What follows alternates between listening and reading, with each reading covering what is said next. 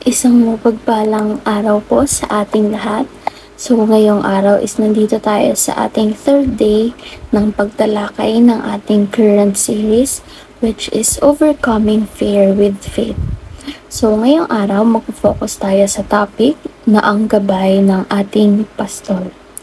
Or in other words, pastol means shepherd kasi, di ba? So in connection of our topic for today, ang Bible verse na ating tatalakayin ay ang Psalm chapter 23 verse 4. In English Standard Version, sabi rito, "Even though I walk through the valley of the shadow of death, I will fear no evil. For you are with me, your rod and your staff, they comfort me." So, in Tagalog translation naman, or in ang salita ng Diyos version, "Dumaan man ako sa madilim na libis ng kamatayan, wala akong katatakutan, pagkat ika'y aking kaagapay. Ang tungkod mo ay..." Ayun, sorry. May emergency lang. Ayun, tuloy natin. "Ang tungkod mo at pamato, ang aking gabay at sanggalang."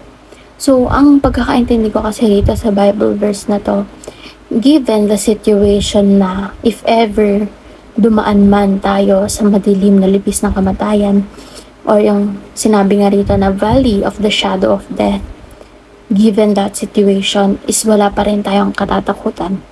We will fear no evil, sapagkat ang Diyos, si God, is yung ating kaagapay. Yung rod niya, yung staff niya, ang magiging gabay natin at sanggalang. Even in that situation, di ba? Isipin na lang natin yung parang sinimbolize dito is yung madilim na libis ng kamatayan. So, valley of the shadow of death. So, even that, di ba, situation, grabe na kasi yun kapag ang pinag-uusapan na natin is death, di ba? So, ibang usapan na yun. So, even in that situation, di ba, sinasabi rito na wala tayong dapat katakutan sapagkat si Lord God ang ating kaagapay. So, para mas mapalalim pa itong talakayan natin, is proceed tayo sa ating teaching. So, basahin ko muna lahat, tapos tsaka ko magbibigay ng pahapyaw na explanation. Number 1, sometimes the sheep journey into the unknown. And number 2, the sheep who journey with the shepherd have all the reasons to be fearless. Number 3, the shepherd has a rod to protect and a staff to guide. So, ang pagkakaintindi ko rito, when we say sheep kasi, tayo yon yung mga tao. And when we say shepherd, hinahambing ito kay Lord God kasi He is our shepherd. Siya yung pastol natin, kagaya nga ng sinasabi dito sa topic natin ngayon na ang gabay ng ating pastol, di ba? So, Lord God is our shepherd. So, dahil dito, di ba sabi nga, sometimes the sheep journey into the unknown. Tayo is madalas tayong umalis sa comfort zone natin. Marami tayong mga bagay na tinutuklas, di ba? Marami tayong bagay na pinupuntahan, even though hindi siya ganon ka-familiar sa atin. So, tayo is, kumbaga, yung curiosity natin is tumataas ng tumataas. Tayong mga tao, tayong mga sheep based dito sa teaching natin. So, kapag tayo nag-journey into the unknown and we have our shepherd together with us, we all have the reasons to be fearless.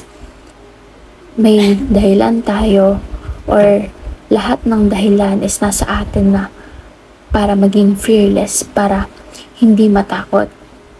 Bakit? Simple lang. Kasi we are having this journey. These journeys into the unknown with our shepherd, our Lord Jesus Christ, diba?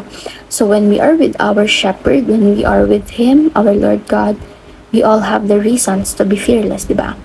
I don't even need to explain that kasi alam naman natin na when we are with our Lord God, nothing can go wrong, diba? Especially kapag siya yung nag-guide sa atin.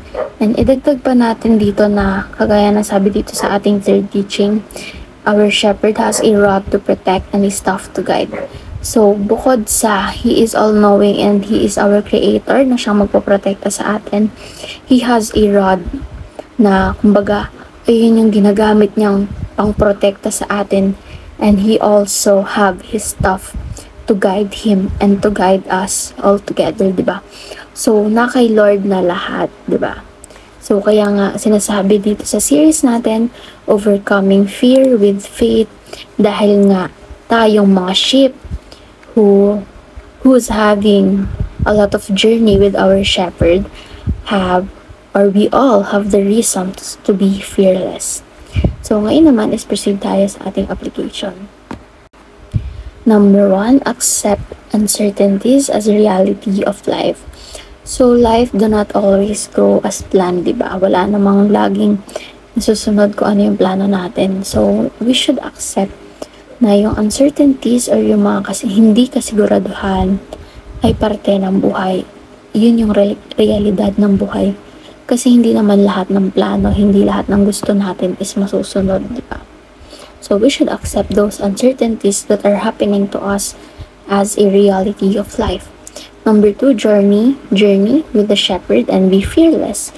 So the only reason for us to be fearless is to have our journey with our shepherd or our Lord Jesus Christ.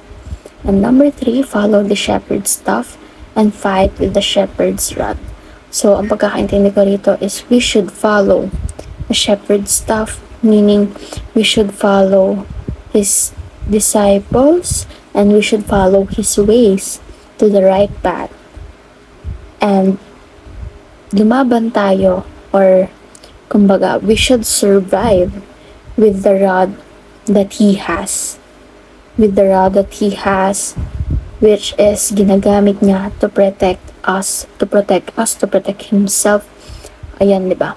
So, we should follow the shepherd's staff and fight with the shepherd's rod.